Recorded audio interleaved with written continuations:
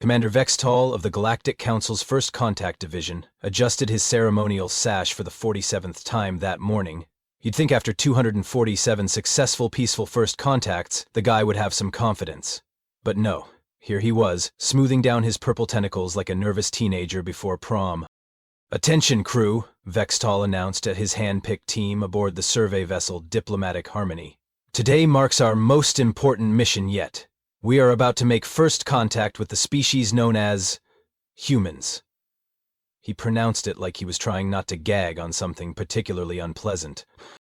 Navigator Quill Knox, a spindly creature with too many joints in all the wrong places, bobbed his elongated head enthusiastically. "Sir, I've run the calculation 17 times. The probability of success using Protocol Zeta 9 is 99.7%.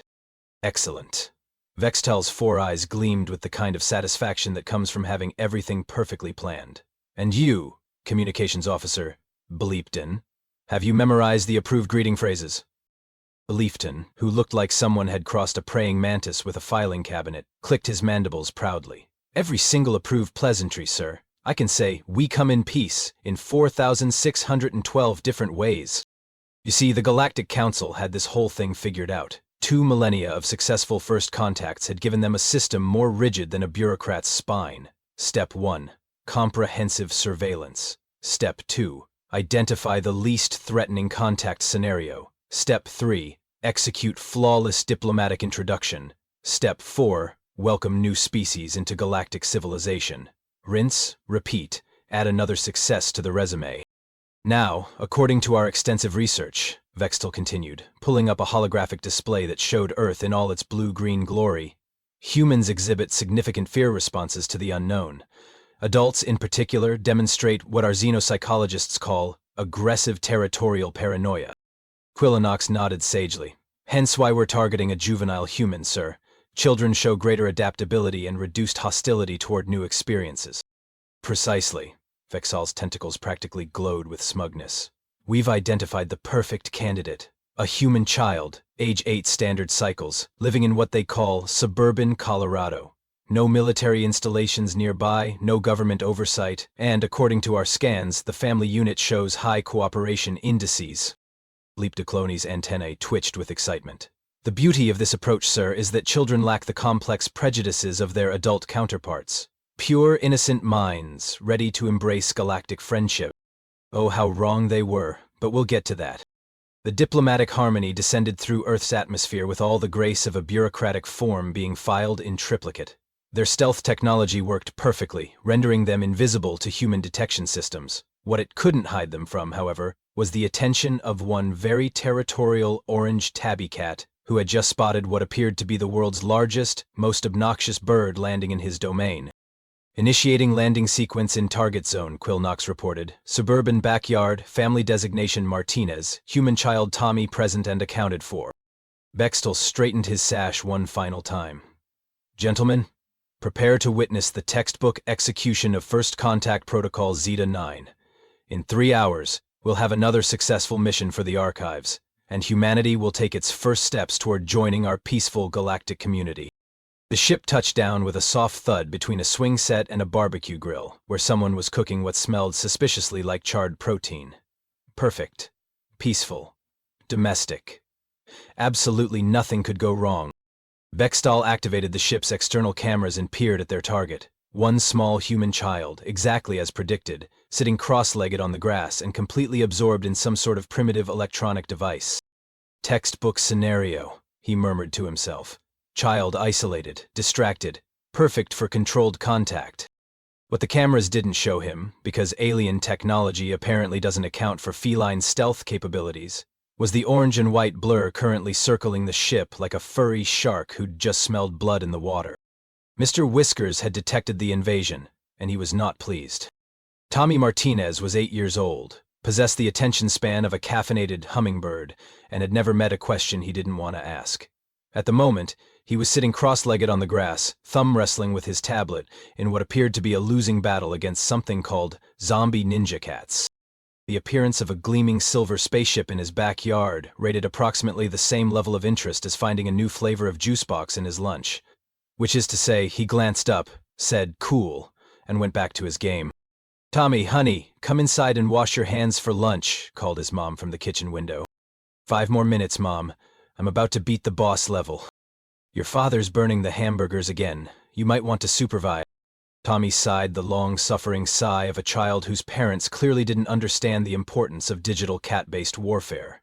It was at this exact moment that the spaceship's door opened with a soft hiss, and 3 very nervous aliens poked their various appendages out to survey the terrain. And it was at this exact moment that Mr. Whiskers made his presence known. Now, Mr. Whiskers wasn't just any cat. He was a 17-pound orange tabby with the ego of Napoleon, the strategic mind of Sun Tzu, and the personal conviction that everything within a 3-block radius belonged to him by divine right. The Martinez backyard was his kingdom, the house was his palace, and Tommy was his personal human servant, who occasionally forgot to deliver tribute in the form of tuna. The sight of 3 large, tentacled intruders emerging from what appeared to be the world's most obnoxious metal litter box triggered every territorial instinct in his considerable furry body. Fascinating, Vextal whispered, watching Tommy through the ship's sensors. The human juvenile appears completely unperturbed by our arrival, exactly as predicted. Sir, Quillinock said, his voice slightly strained. Our motion detectors are picking up some sort of small life form, circling the ship at high speed. Probably a local fauna, nothing to concern ourselves with. If Vextal had been paying attention to anything other than his carefully planned script, he might have noticed that the local fauna in question was currently performing what could only be described as reconnaissance maneuvers around their landing site. Mr. Whiskers had identified 17 potential attack vectors, 3 escape routes, and 1 particularly vulnerable-looking tentacle that was just begging to be pounced on. Hey, Dad, Tommy called toward the barbecue grill, still not looking up from his tablet. There's a spaceship in our yard. That's nice, buddy, came the distracted reply from a man who was currently engaged in mortal combat with a package of hamburger patties that had apparently achieved sentience and decided to fight back. Did you remember to feed Mr. Whiskers this morning? Yeah, but he ate the whole bowl and then knocked over the plant again. Typical. This was the Martinez family's approach to most unexpected events. Acknowledgement, followed by immediate return to whatever crisis was currently demanding their attention. Alien visitation ranked somewhere between the dishwasher's making that weird noise again and, did anyone remember to pay the cable bill? Mrs. Martinez poked her head out the back door, surveying the scene with the practiced eye of a mother who had learned to expect the unexpected. Oh, hello there, she called cheerfully to the aliens who were still hiding mostly inside their ship. Are you here about the fence? Because I told Mr. Henderson we'd split the cost, but that was before his dog dug up my petunias. Vextal's carefully rehearsed greeting died somewhere between his first and second mouth. This was not in the manual. The manual had very specific predictions about human responses to first contact, and none of them involved casual inquiries about property maintenance. Meanwhile, Mr. Whiskers had completed his initial surveillance and had moved on to Phase 2 of his defense strategy, psychological warfare. He positioned himself directly in front of the ship's entrance and began what humans call the slow blink, but what cats know is actually a calculated intimidation technique designed to unnerve potential threats. It worked. Vextal cleared all 4 of his throats and stepped fully out of the ship, his ceremonial sash fluttering in what he hoped was a dignified manner. Time to show these humans how a real professional handled first contact. Greetings, young human, he began, his voice carrying the practiced authority of someone who had delivered this speech 247 times before. I am Commander Vextal of the Galactic Council. We come in peace to— Wow, Tommy interrupted, finally looking up from his tablet. You look exactly like my science teacher, Mr. Peterson, except he's got less tentacles and more hair. Are you related? Because that would be super weird. Vextal's perfectly rehearsed introduction crashed into Tommy's brutal honesty like a diplomatic shuttle hitting a brick wall. We are not. The resemblance is purely coincidental, I assure you. Do you guys have science teachers? Because Mr. Peterson is terrible at explaining photosynthesis, but maybe that's because he doesn't have enough arms to draw good diagrams. You've got, 6 tentacles? That's gotta be useful. Behind Vextal, Communications Officer Blepton was frantically flipping through his phrasebook, looking for the approved response to inquiries about educational systems and appendage utility. There wasn't one. Perhaps we should focus on— Vextal tried again. Oh, and why are you purple? Is that like a suntan, or were you born that way? Tommy Martinez, by the way. I'm 8. Well, 8 3/4, but Mom says I can't say 8 3/4 until I'm actually 8 3/4, which isn't until next month. It was at this moment that Mr. Whiskers decided to escalate from psychological warfare to direct action. The orange tabby launched himself from his crouched position with the precision of a furry guided missile, landing squarely on Navigator Quillnox's elongated head. What followed could only be described as the most undignified first contact in galactic history. Pacho! Quillnox's sneeze was roughly equivalent to a small sonic boom, sending Mr. Whiskers flying in a graceful arc back to the grass, where he landed with typical feline dignity and immediately began grooming himself as if the entire encounter had been planned. Oh no, Quillnox wheezed, his multiple joints bending in directions that definitely weren't anatomically correct. I think I'm allergic to the local fauna. You're allergic to cats? Tommy asked, with the delighted interest of a child who had just discovered adults could be even more ridiculous than previously imagined.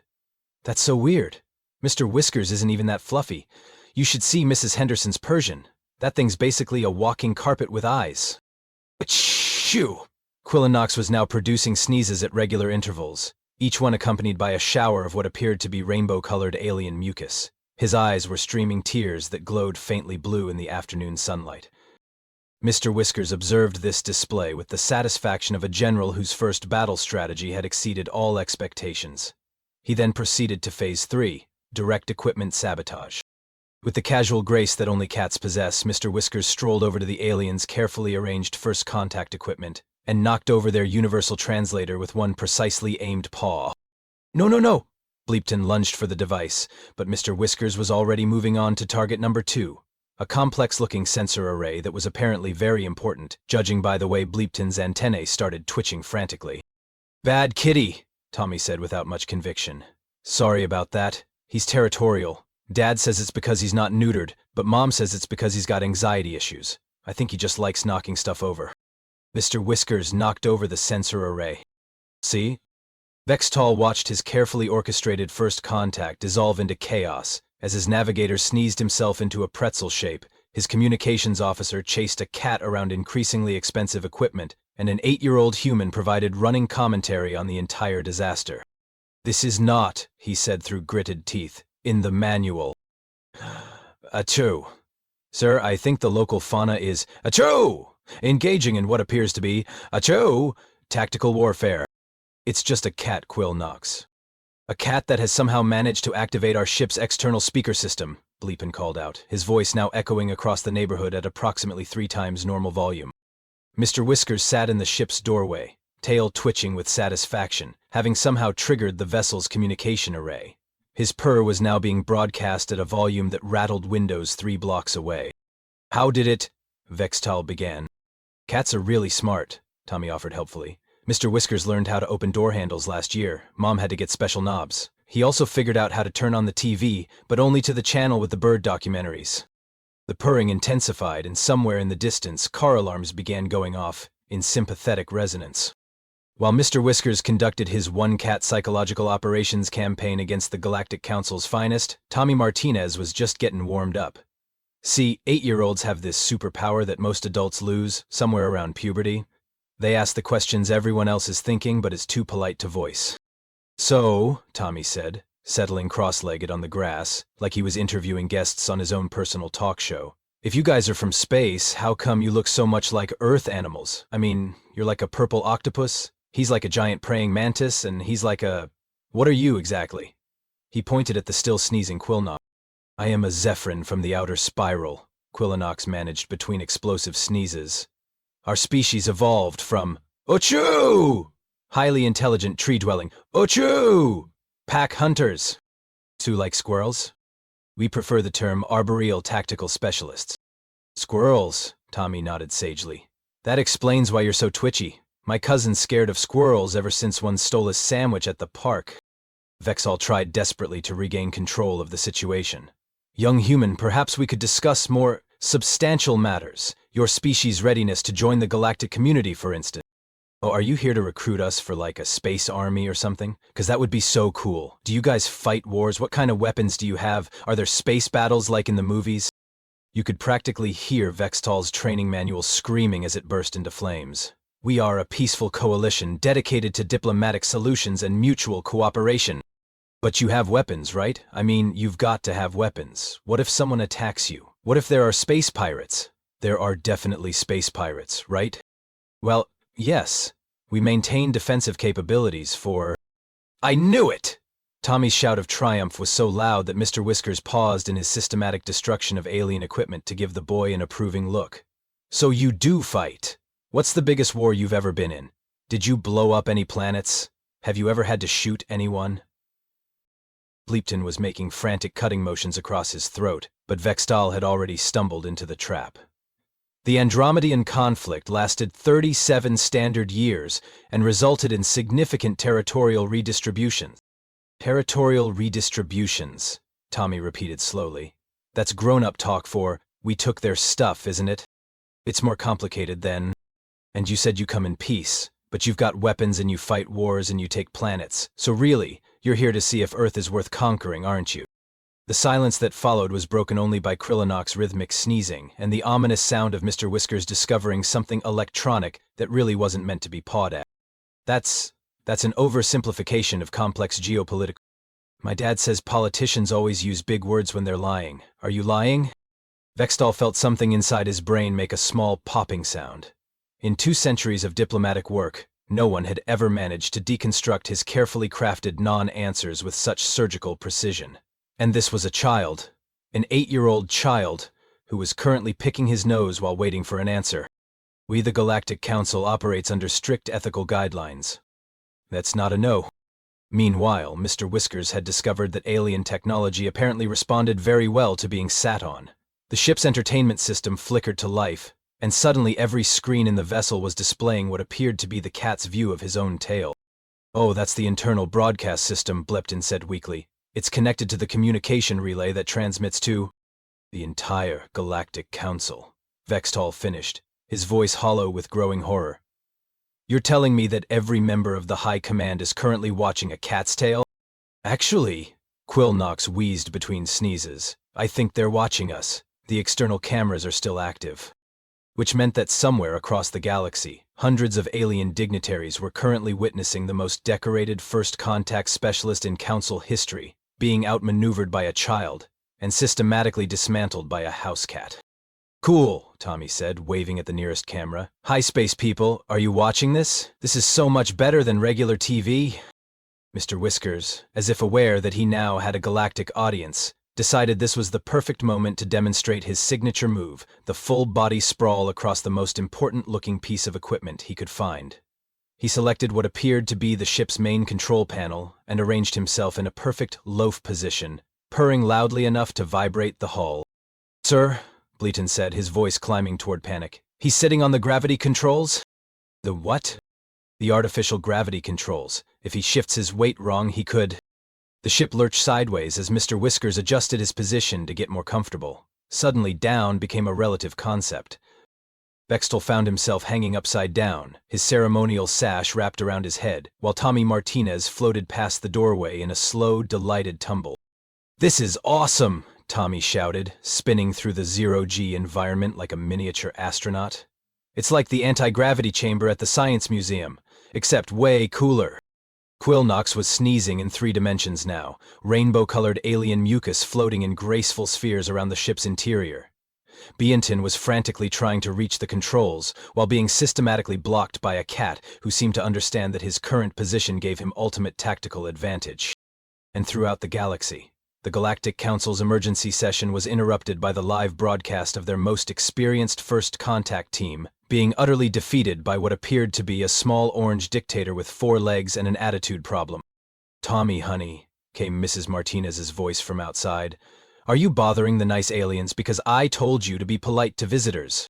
I'm being polite, Mom. I'm just asking questions. Well, ask them if they'd like some lemonade. It's fresh made. Vextal, still hanging upside down and watching his career dissolve in real time, could only manage a strangled whimper that might have been helped. What happened next would later be referred to in Galactic Council archives as the Martinez incident, though unofficial records simply called it the day everything went wrong because of a cat. Mr. Whiskers, having discovered that his new throne controlled the ship's gravitational field, decided to explore what other interesting buttons and switches were within Paw's reach. With the methodical precision of a furry scientist conducting the galaxy's most destructive experiment, he began systematically testing each control surface. The ship's environmental systems responded by cycling through what appeared to be the atmospheric preferences of 17 different alien species. The air briefly smelled like sulfur, then like cotton candy, then like that weird fish food smell from pet stores, before settling on something that made everyone's eyes water. "Excuse! Sir, I think the cat has... activated the atmospheric randomizer."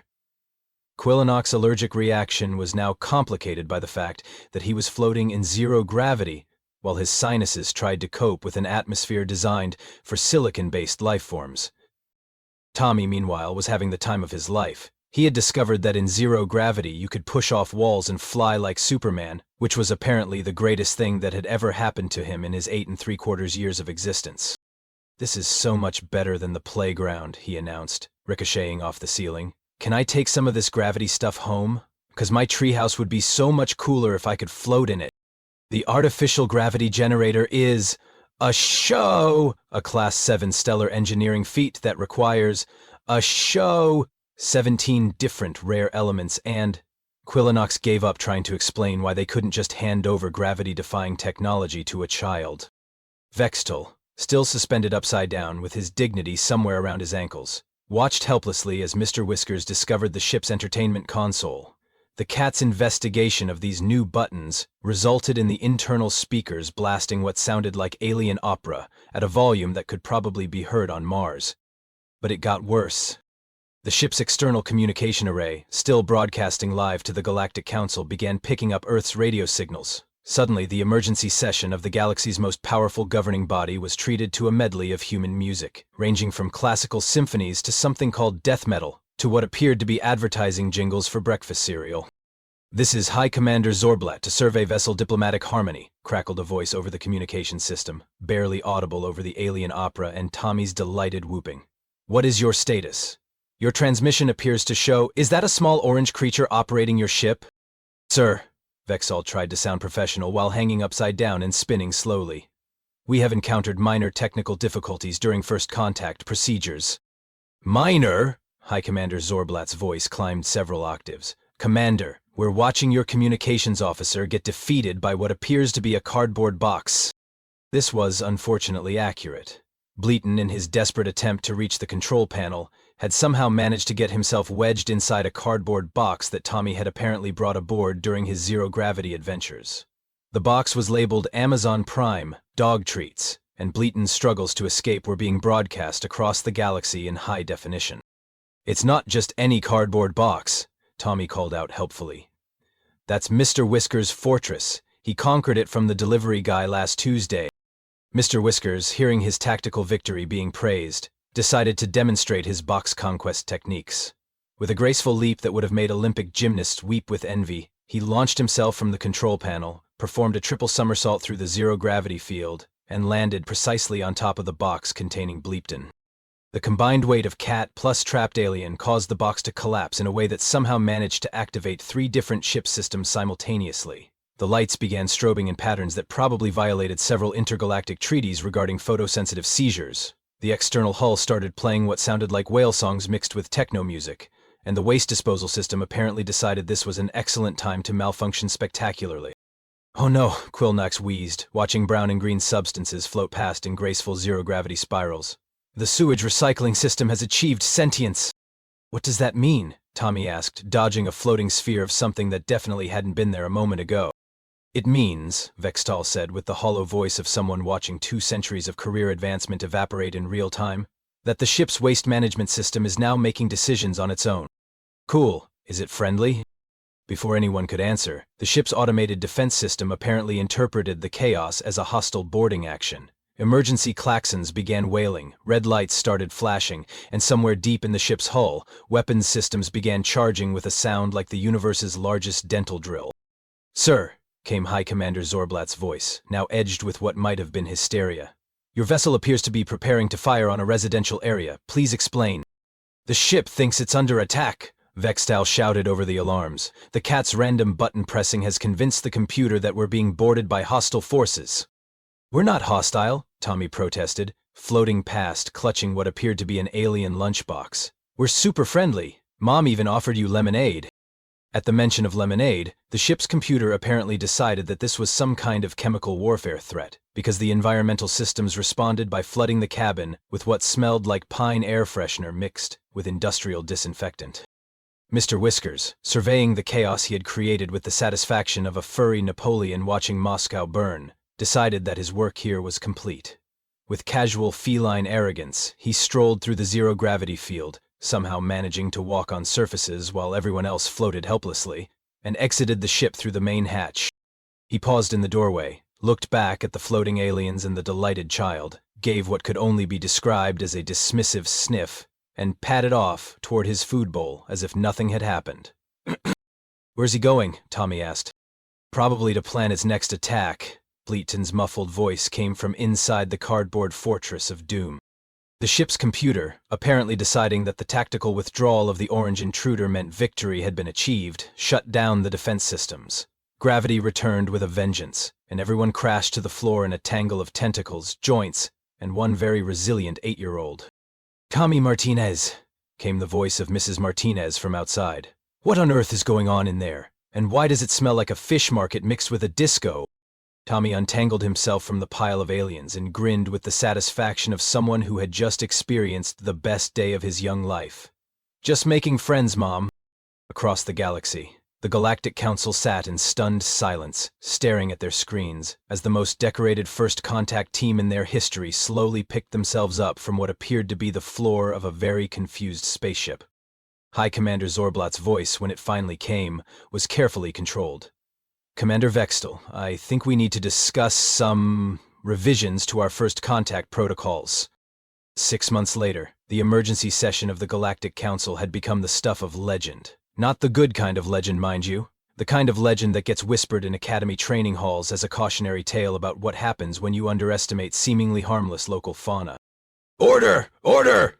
High Commander Zorblat banged his ceremonial gavel, which was actually a piece of crystallized space whale song, against his podium made from the shell of an extinct stellar mollusk. The council chamber, normally a place of dignified debate and careful deliberation, buzzed with the kind of nervous energy usually reserved for natural disasters and tax audits. "We are here today," Zorblat continued, his voice carrying the weight of someone who had spent 6 months trying to figure out how to explain the Martinez incident to the galactic press, "to address Critical Protocol Amendment 1247, also known as the Earth Directive, subcategory Feline." A collective shudder ran through the assembled delegates. In the front row, Commander Vextal sat ramrod straight, his ceremonial sash replaced with what appeared to be a medical alert bracelet that read, "Allergic to cats" in 17 different languages. The last 6 months had not been kind to him. "Commander Vextal," Zorblat said with the tone of someone addressing a survivor of a particularly creative natural disaster, "would you please present your findings to the Council?" Vextal stood slowly, his movements still carrying the careful precision of someone who had spent weeks in physical therapy, learning to walk properly after spending 3 hours floating upside down in zero gravity. When he spoke, his voice had the hollow quality of a veteran describing war crimes. "Honorable delegates, I stand before you today to present the most comprehensive threat assessment in Council history. After extensive analysis, psychological evaluation, and what our xenobiologists are calling intensive exposure therapy, I can definitively state that the species known as Felis catus represents a clear and present danger to all first contact operations." Murmurs of agreement rippled through the chamber. Everyone had seen the broadcasts. Everyone had watched the systematic dismantling of 2 centuries of diplomatic protocol by 17 pounds of orange fur and attitude. "The creature designated Mr. Whiskers," Vextal continued, consulting his notes with the reverence usually reserved for ancient religious texts, "demonstrated tactical intelligence, strategic thinking, and an intuitive understanding of complex technology that our best analysts are still trying to comprehend." Ambassador Quillnox, still sniffling slightly despite 6 months of intensive allergy treatments, raised one of his many joints. "If I may add, Commander, the psychological warfare capabilities of these cats cannot be overstated. The subject's ability to identify and exploit weaknesses in our team structure was unsettling." "Unsettling?" Delegate Frizzleborp from the Outer Rim territories leaned forward in his chair, which had been specially designed to accommodate his species' 17 different types of elbows. Commander, we all watched the footage. That creature turned your ship into its personal playground while conducting what appeared to be a masterclass in technological sabotage. Furthermore, Communications Officer bleeped and added from his position at the witness table, still occasionally glancing nervously at corners as if expecting cardboard boxes to appear spontaneously. The human child's interrogation techniques revealed critical flaws in our standard diplomatic responses. His questions exposed contradictions in our messaging that centuries of political opponents had failed to identify. High Commander Zorblad nodded gravely. The intelligence briefing on young Tommy Martinez makes for fascinating reading. Age, 8 standard years. Education, elementary level. Special skills, apparently an instinctive ability to deconstruct complex political rhetoric using nothing but curiosity and complete honesty. He asked if we were lying, Vextal said, his voice still carrying traces of shock. No one has ever simply asked if we were lying. In 247 first contacts, through wars, territorial disputes, and trade negotiations spanning multiple galaxies, not one species has ever just asked. The chamber fell silent, except for the gentle humming of the life support systems and Quilnux's residual sniffling. Which brings us, Zorblat continued, to the new protocols. A holographic display materialized in the center of the chamber, showing what appeared to be a very official-looking document with a picture of Mr. Whiskers prominently featured in the header. The photo showed the cat Midloaf, sitting on what was clearly alien technology, with an expression that somehow managed to convey both supreme satisfaction and mild disdain for the universe in general. Protocol Amendment 1247, Section A, Zorblat read aloud. All first contact missions to planetary bodies designated as inhabited by humans must include comprehensive scans for the presence of domestic felines. Under no circumstances should contact be initiated in areas showing positive readings for Felis catus. Section B. All first contact equipment must be certified as cat-proof by the Galactic Engineering Council. This certification process includes, but is not limited to, resistance to paws, claws, sitting, sprawling, hair, purring-induced vibrations, and what human experts call that thing they do where they just knock stuff over for no reason. Delegation Washington from the Spiral Arm Confederation raised a tentacle. What about the psychological preparation requirements?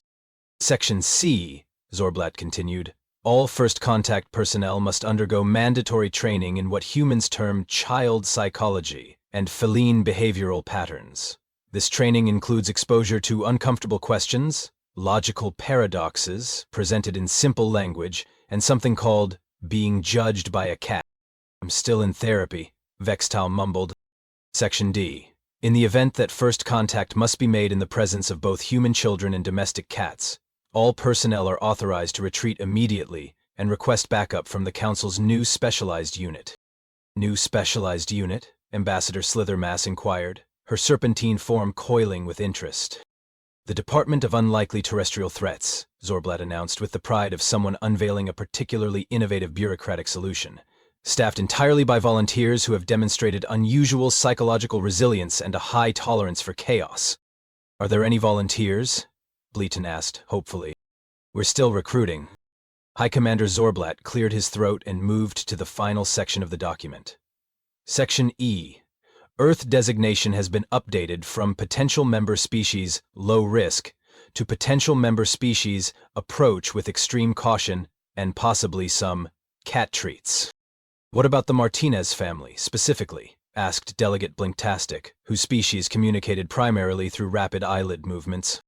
Tommy Martinez has been designated as Earth's unofficial child ambassador, Zorblat replied. All future diplomatic contact will be routed through him, as our analysts have determined that his questioning techniques, while devastating to our carefully crafted political messaging, are ultimately fair and honest.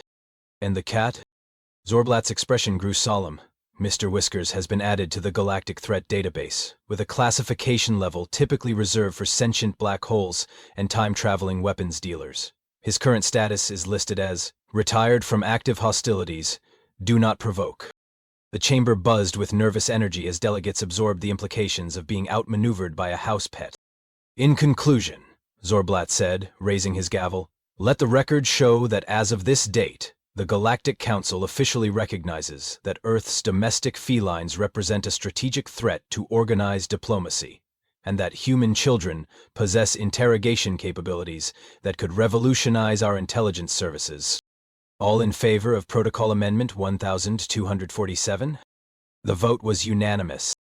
Motion carried, meeting adjourned, and may whatever deities you worship help us all. As the delegates filed out of the chamber, talking in hushed tones about strategic cat-proofing and the psychological implications of 8-year-old philosophers, High Commander Zorblat remained at his podium, staring at the holographic image of Mr. Whiskers. 17 pounds, he muttered to himself. 17 pounds of fur and attitude brought down the most experienced first contact team in galactic history. He paused, considering the implications. I wonder what their dogs are like. Meanwhile, back on Earth, Tommy Martinez was in his backyard, explaining to his new alien pen pals via subspace communicator why his mom wouldn't let him have ice cream for breakfast, while Mr. Whiskers supervised from his position atop the alien communication device they'd left behind as an embassy. The cat's expression suggested he was already planning his next campaign. Somewhere in the galaxy, Commander Vextall felt a sudden chill and reached for his anti-anxiety medication. The war between organized diplomacy and domestic felines had begun, and everyone knew who was winning.